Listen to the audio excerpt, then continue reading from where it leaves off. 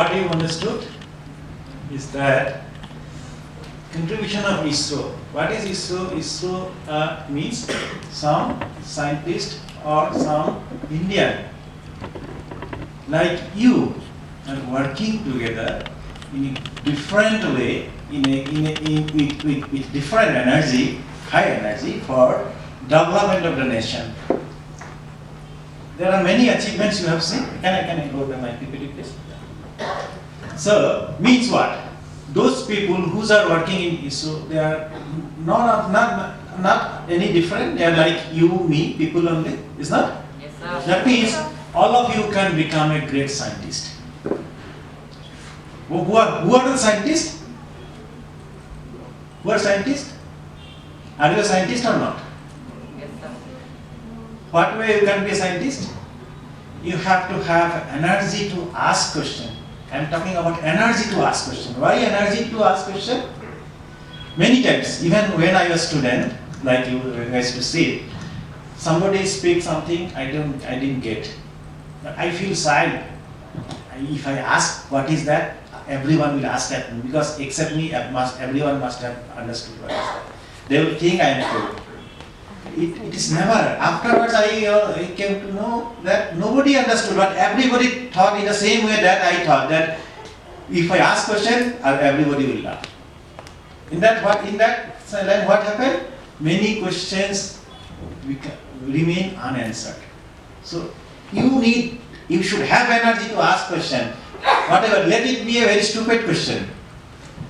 Why I am saying that? While presenting, you can ask me questions, something. If not necessarily I should have the answer right now with me. If I don't have the answer with me, I will try to convey you pass the answer subsequently, because I am not the master of all, no? master of the space science and space technology. So you can ask question, and also I ask question. No, I ask one question. No, who is the scientist? Means who has the energy to ask questions. Who has the energy to do experiment to get the actual answer? If two criteria you can fulfill, you get a scientist.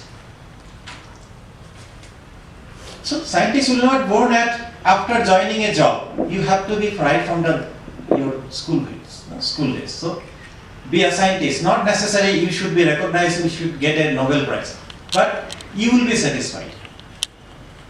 Keeping that in mind. So keeping those points in mind, I just try to give you some idea about what ISRO is doing, what way it is benefiting you.